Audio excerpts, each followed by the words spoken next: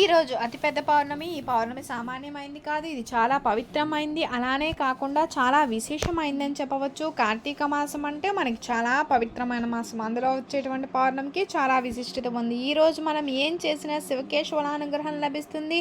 అదేవిధంగా లక్ష్మీదేవి అనుగ్రహం కూడా కలుగుతుందని చెప్పవచ్చు. అందువలన ఈ పౌర్ణమి తిథి రోజున మరచిపోకుండా గుమ్మం దగ్గర 45 నుంచి 5:45 నుంచి 6:45 మధ్యలో గుమ్మం దగ్గర ఇది చల్లితే చాలు, పాపాలు పోతాయి. మీ ఇంట్లోనికి దేవతలు ప్రవేశిస్తారు, కనుక వర్షం కురుస్తుంది. ఇంటి పరంగా పట్టిందల్లా బంగారంగా మారుతుంది. మీరు పట్టిందల్లా బంగారంగా మారితే మంచి ఫలితాలు కలుగుతాయి. అందువలన గుమ్మం దగ్గర ఇది చల్లండి. మన హిందూ సాంప్రదాయం ప్రకారం గుమ్మానికి చాలా ప్రాముఖ్యత ఇస్తాం. గుమ్మం దగ్గర ఏం చేసినా సరే బాగా కలిసి వస్తుంది అనుకుంటాం. అలానే కాకుండా గుమ్మం దగ్గర ఎలాంటి పరిహారం చేసినా సరే లక్ష్మీదేవి ఇంట్లో తిష్టి వేసి కూర్చుంటుంది. అలానే కాకుండా ఇంట్లోనికి ప్రవేశిస్తుంది. ఎందుకు అంటే ఈరోజు దేవతలందరూ కూడా సాయంత్రం సంధ్యా సమయంలో భూమిపైన సంచరిస్తారు. ఈ పౌర్ణమి దేవతలకు గొప్ప పర్వదినంగా చెప్పవచ్చు. ఈరోజు దేవతలందరూ కూడా ఏంటంటే దీపావళిలా చేసుకుంటారని చెప్పవచ్చు. కాబట్టి గుమ్మం దగ్గర ఇది చల్లడం వల్ల ఎవరికైతే దైవానుగ్రహం లేదో అలాంటి వారికి దైవానుగ్రహం కలగడానికి అవకాశం ఉంటుంది.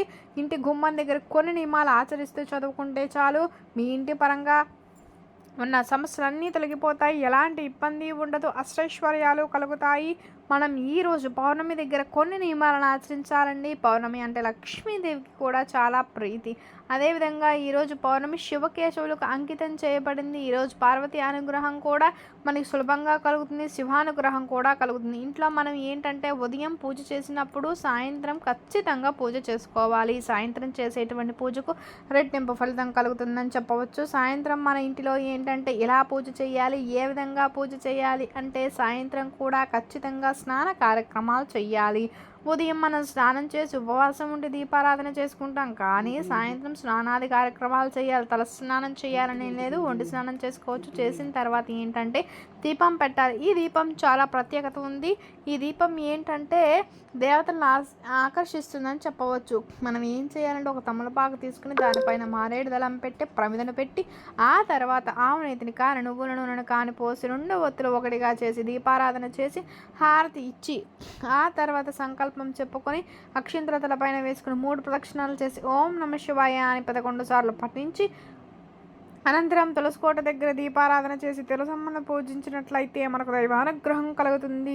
అలానే మనకి అద్భుతమైన ఫలితాలు కలుగుతాయి. ఇల్లు తులతూగుతూ ఉంటుంది. ఇంటి పరంగా ఉండే కొన్ని రకాల బాధలు తొలగిపోతాయి. ఇంటిలో ఈ విధంగా పెట్టడం వల్ల భగవంతుని ఆశీర్వాదం కలుగుతుందని పురాణం చెప్పబడుతుంది. తర్వాత సంధ్యా సమయం చాలా పవిత్రమైంది. ఈ సమయంలో మనం ఏం చేసినా సరే మనకి బాగా కలిసి వస్తుంది. ఎందుకంటే ఈ సమయంలో చేసే పూజకి కూడా రెట్టింపు ఫలితం కలుగుతుంది. గుమ్మం దగ్గర సాయంత్రం మీరు దీపం పెట్టే ముందు శుభ్రంగా క్లీన్ చేసేసుకుని గుమ్మం దగ్గర ముగ్గును పెట్టుకోండి. వీలుండేటువంటి వారు ఖచ్చితంగా ముగ్గు పెట్టండి. కుదరదు అనుకుంటే నార్మల్గా ఊడ్చి నీళ్ళను చల్లుకొని తర్వాత ఏంటంటే ఈరోజు ఈ 2 దీపాలు గుమ్మం దగ్గర వెలిగించాలి. ఈ 2 దీపాలు కూడా భగవంతునికి దారిని చూపిస్తాయని చెప్పి పురాణాలు చెప్తున్నాయండి.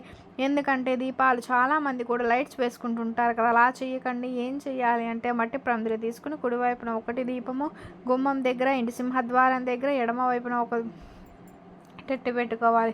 ఈ దీపం ప్రత్యేకత ఏంటంటే భగవంతుడికి దారి చూపుతుంది, దేవతలు అనుగ్రహిస్తుంది, శాస్త్రం చెప్తుంది. కాబట్టి ఇలా చేయడం జరుగుతుంది. అలానే ఈరోజు గుమ్మాన్ని తొక్కడం, గుమ్మాన్ని కాలుతో తన్నడము ఇలాంటి పనులు ఏవి చేయకూడదండి.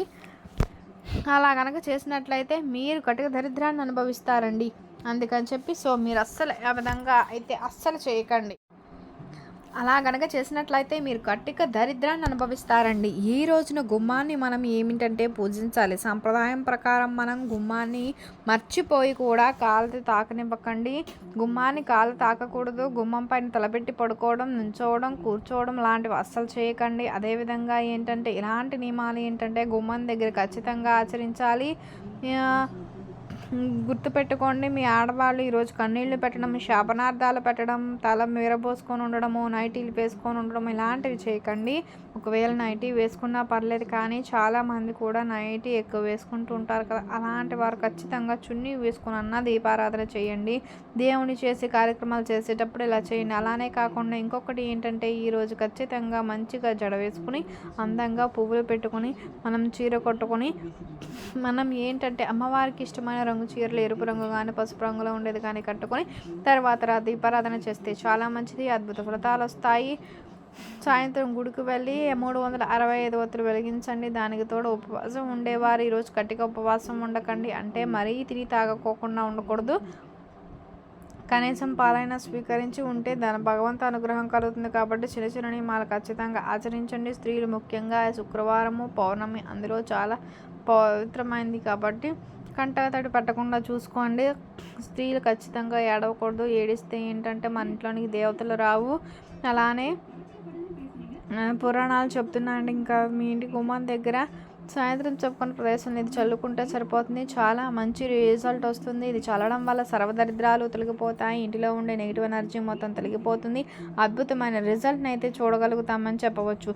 ఇది ఏంటంటే చాలా వరకు పవిత్రత కలిగి ఉంది. ఇది చల్లడం వల్ల మన ఇంటిలో ఉన్నటువంటి కొన్ని రకాల బాధల నుంచి కూడా విముక్తిని అందడానికి అవకాశం ఉంటుందని చెప్పవచ్చండి. ఈ విధంగా చేయటం వలన ఏంటంటే చాలా చిన్న పరిహారము పెద్ద ఫలితం ఇస్తుంది. అదే సమయంలో ఎందుకు చల్లాలి అంటే అమృత గడియలు ఉన్నాయి. సంధ్యా సమయం ఏమిటంటే భగవంతునికి సంబంధించినటువంటి సమయం. నార్మల్గా ఆ సమయాన్ని ఎందుకు అలా పిలుస్తారు అంటే ఆ సమయంలో భూమి పైన దేవతలు సంచరిస్తూ ఉంటారండి. అందుకే ఆ సమయంలో కొన్ని పనులు చేయకూడదని పెద్దవాళ్ళు కూడా చెప్తూ ఉంటారు. తల విరబోసుకోవటం, గోళ్ళు కట్ చేయడం లాంటివి చేయకూడదు, ఓడవకూడదు అని చెప్తుంటారు. ఎందుకంటే అలా చేస్తే దేవతలు మన ఇంటికి రారు అంటారు.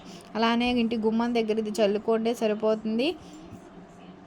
ఖచ్చితంగా లక్ష్మీదేవి ఇంట్లోకి వస్తుంది, మీకు ఐశ్వర్యం ఇస్తుంది. ముఖ్యంగా ఏంటంటే ఒక గాజు గ్లాసు తీసుకొని అందులో నీటిని తీసుకుని సగభాగం తీసుకోవాలి. అందులో చిటికెడు పసుపు, కుంకుమ, కర్పూరం తీసుకోవాలి. ఆ తర్వాత ఏంటంటే బజార్లో మనకి అత్తర్ అనేది లభిస్తూ ఉంటుంది కదా, ఇది చాలామంది ఇళ్లలో కూడా ఉంటుంది. ఇది ఖచ్చితంగా ఉండాలి, ఎందుకంటే ఇది ప్రతి ఒక్కరూ కోటీశ్వరులు రావచ్చు.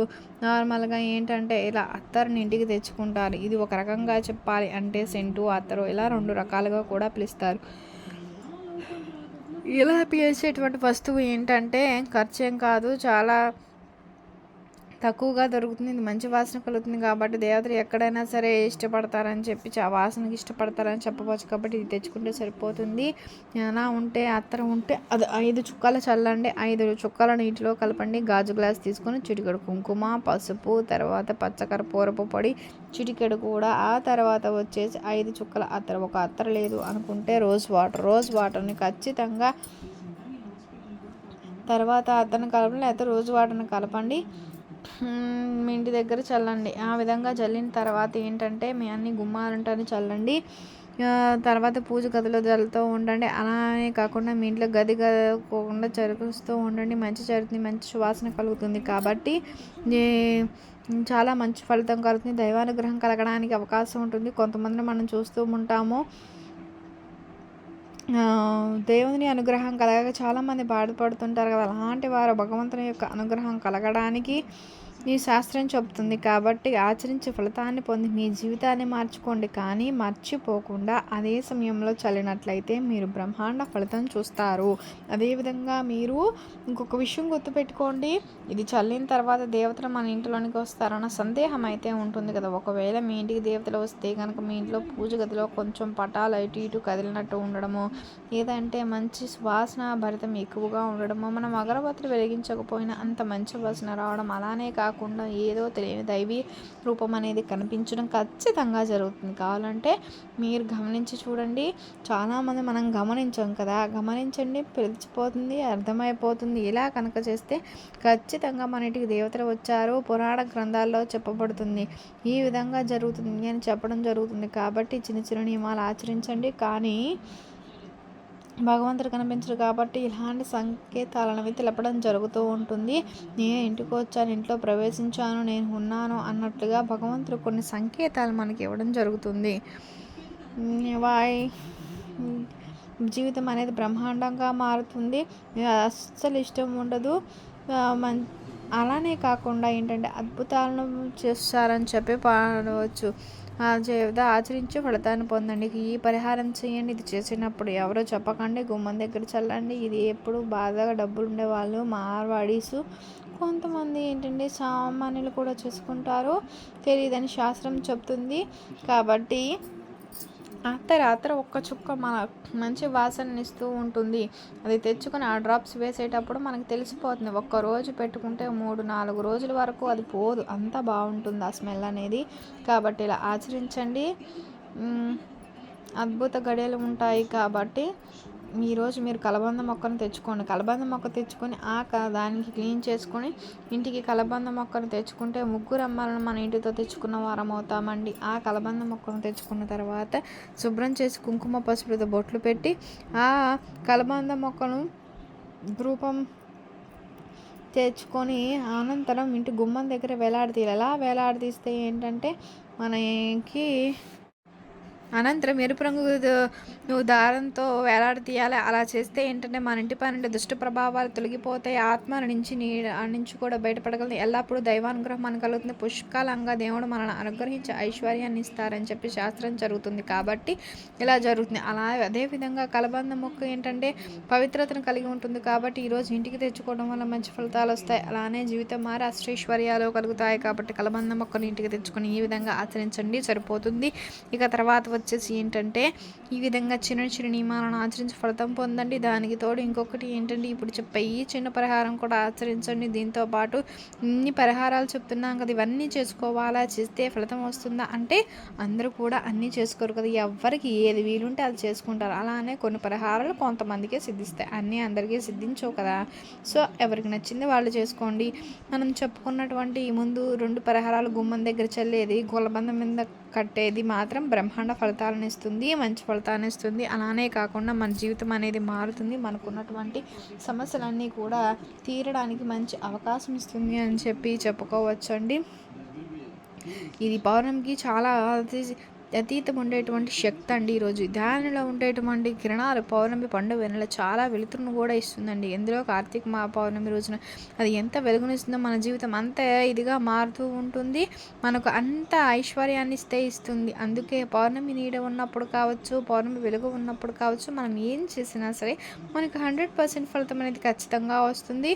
రాదు అనే సందేహం రాదని చెప్పి పురాణాలు చెప్తున్నాయి. ఈరోజు కార్తీక పౌర్ణమి కాబట్టి బ్రహ్మాండమైన రోజు, దీనికి తిరిగి అనేది ఉండదు అలా అని మనకి పురాణాలు చెప్తున్నాయి. కాబట్టి మీరు ఏ పరిహారం చేసినా బ్రహ్మాండ ఫలితం గురించి జీవితం మారిపోయి అష్టైశ్వర్యాలు కలిగి భగవంతుని యొక్క ఆశీస్సులు అనేవి ఎల్లప్పుడూ కూడా ఉంటాయి. చాలా అద్భుతాలను చూస్తూ అవకాశం ఉంటుంది. కాబట్టి ఈ విధంగా ఆచరించండి. ఈరోజు ఖచ్చితంగా చాలా గ్రామ దానం చేస్తారండి.